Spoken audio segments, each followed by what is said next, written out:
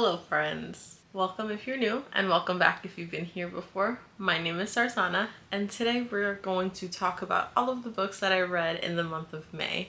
I had such a good reading month in May and I am very proud of all of the books that I've read. I read a variation of multiple genres and I just had the absolute best time. I did deviate from my May TBR, however, for the most part, I stayed on track. I did not read all of the books that I did put on my TBR, however, I feel like I definitely put a lot more down than I was going to be able to read, but that's okay because I got most of it read and I'm really proud of myself and I had such a good time, so that's all that matters. The first book that I read in the month of May is Words of Radiance and it was so good, so phenomenal. Brandon Sanderson can do no wrong. This 1,000 and some pages book was worth the read. I cannot believe I waited this long to read this book. I'm actually really mad at myself because every time I read a Brandon Sanderson book, I'm just always mind blown. The magic system, the character developments, the character driven stories that we have in this, the multiple POVs, how everything is kind of like intertwined. I just really enjoyed myself and I gave this a 5-star. I couldn't put it down. And then after reading Words of Radiance, it was very heavy in fantasy wise. I wanted something easy to read, something with not a lot of romance, but I also wanted a little bit of romance and a little bit of a mystery. So the next book that I absolutely had to pick up is Hunting Prince Dracula by Kerri Maniscalco. This book was such a fun ride. I wouldn't say it's like light and fluffy, but it's sort of like not a lot of high stakes. The first book is Stalking Jack the Ripper, and this one picks up right where that one kind of left off, and we get to follow along with Audrey Rose in her next venture and we get to heal with her from what happened in Stalking Jack the Ripper. So I would definitely read this series in order. I wasn't like obsessed with this. I could put it down and pick it back up and I had a good time while I read it, but it's not like something I was thinking about when I wasn't reading it. So I gave it a 4 stars. There's nothing wrong with the story. There's nothing wrong with the writing. Everything was great. It's just when I'm obsessed with the book is when I feel like it deserves a 5-star. But it was still really good. I really can't wait to read the rest of the books in this series. And then next, I also wanted to read something quick and easy because I was going to pick up something very heavy again. So I picked up True Beauty. I don't even want to say the author's name because I feel like I'm going to screw it up. So I would rather just show you guys. It was light and fluffy, just what I needed. It was a webtoons manga and I love the artwork in this and I love the storyline. It's very easy and I just have such a good time reading this series. This is about Junyeon and she is a girl who thinks that she is ugly without makeup, sort of like the ugly duckling story, I guess.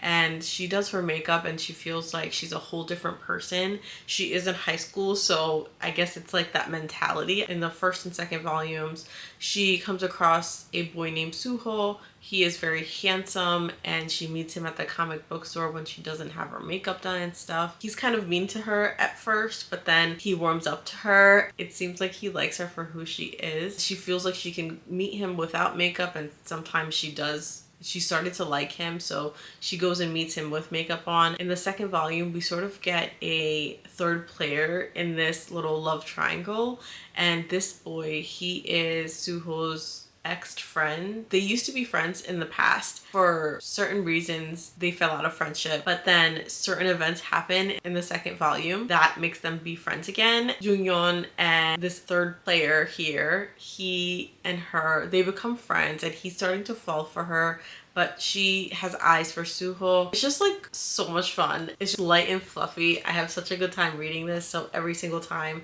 I pick one of these up as soon as it comes out. I'm sure I can read the rest of the volumes like online, but I don't want to. I just want to pick them up as they come out and I want to add them to my collection.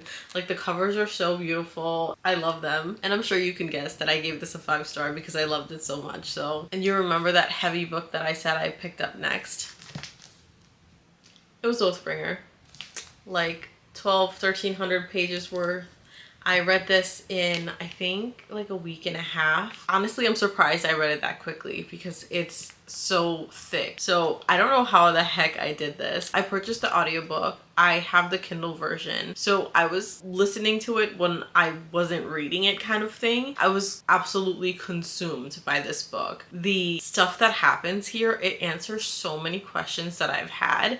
And I'm scared to tell you guys any bit of this because I don't want to give anything away. This is where things just explode. We're, I guess, wrapping up for Rhythm of War. The magic system in this, I'm getting goosebumps right now just thinking about everything that happened in this book. You have to read Warbreaker before you read this. Absolutely read Warbreaker because there's a lot of tie-ins and you don't want to miss out on the stuff that we learn from Warbreaker that gets applied to this story here. And yeah, I gave this a 5 stars. I could not put this down. Next, I wanted something quick, but I also didn't want something like fluffy and light. So I picked up Where's Molly by H.D. Carlton. It is pretty short and I read this in like a day. I missed Zaid and Adeline so much, and I think I read Satan's Affair in April. I love Sibby's story and I want to read more about Molly, and we got to see Zaid and Adeline in this, which was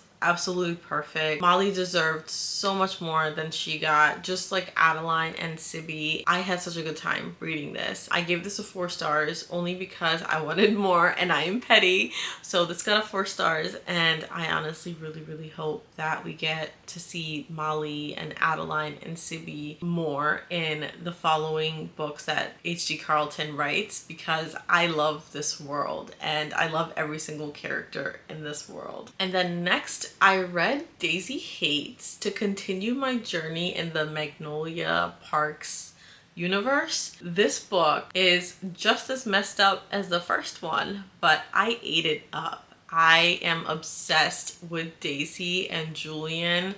I love their brother-sister relationship, and Christian is just very sweet. I like Christian so much more than I like BJ, and I can see why so many people rave about Daisy more than Magnolia, and Daisy is definitely one of my favorite characters. This is still London's Gossip Girl-esque vibe. It's a good time. If you're looking for entertainment in a train wreck, like, this is absolutely perfect. Honestly, the love story in this, I can't wait to see how it turns out because this is real life. I read so much fantasy, and then I read so many contemporary romances where the guy and the girl fall in love and everything works out peaches and cream. This shows us the raw messiness of life and toxic relationships, because there are toxic relationships that do find happy endings. So I really loved reading this, and I can't wait to see what else happens with Daisy and Christian and Julian. I love Julian. I can't wait to see what happens with him.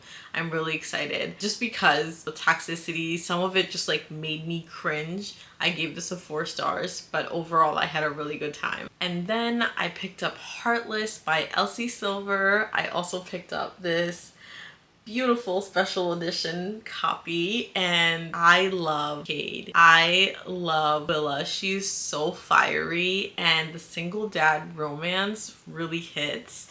I love single parent romances, and this just was absolutely perfect for what I was looking for at the moment. I gave this a 5 star. I love Elsie Silver's writing. She could do no wrong. I had such a good time. Cade is like our grumpy farmer boy. He's a single dad and he needs some help with his son. And Summer from Flawless, his sister-in-law, she helps him find a nanny, which is Willa, her best friend. And we get to see snippets of Willa in Flawless, and it kind of intertwines in here. So we get to see Rhett and Summer a little bit. We get to be around their entire family again, and Cade and Willa's relationship is so beautiful. And I loved Willa's relationship with Cade's son. He is such a little charming boy. I loved everything about this. It was so good. And then the next two books that I read last month, I don't have physical copies of, but I'll put them up here somewhere. I did a reading vlog where I read books by indie authors for like a whole week. The first two books that I picked up was by Alexis Minard, and I am thinking that I'm going to make her like a auto by author and read her backlist because I had such a good time reading this series. So the series that I read, it's called Order and Chaos, and the first book is titled House of Bane and Blood. It is like a mafia fanro where it's almost like a retelling of Romeo and Juliet, because we have two rival families. The main characters from like those two families fall in love and absolute chaos ensues the entire series. There's so much happening and these two rival families are at war with each other. They have to work together to solve certain things. There's some politics in here as well, where they have two sides. There's a side where there's people that have powers and a side where people don't have powers, and the people that don't have powers, they feel threatened by the people that do have powers. And it's like what you can imagine. There's just so much that goes into this, and I had a really good time reading these two series. After House of Bane and Blood, I quickly picked up the second book, which is City of Mirth and Malice, and I did not like this one as much as I liked House of Bane and Blood. However, it did answer a lot of things that I was looking for. The family dynamics and everything was just absolutely perfect. I love Nico so much. I love Nico and Mila's relationship. They are so good together. I just really hope that we get more books in this series, because the way the second book ended, it felt like they were going to have more adventures moving forward, or maybe we're going to get a different POV romance still in the same world. And I would love that, honestly, because I'm very curious about a few other characters that we got to meet in this series so far, and I really hope that the author gives us a storyline from their perspective. I had such a good reading month in May, and I am having such a good reading month in June that I can't wait to tell you guys about. I hope you guys enjoyed watching this video, and I really hope you guys had an awesome reading month in May. I hope you read lots of fun books that you enjoyed, and that concludes this video for today. If you guys have not subscribed to my channel yet, go ahead and hit that subscribe button. That way you will not miss any videos from me in the future. I love you guys so much, and I will catch you in the next one. Bye.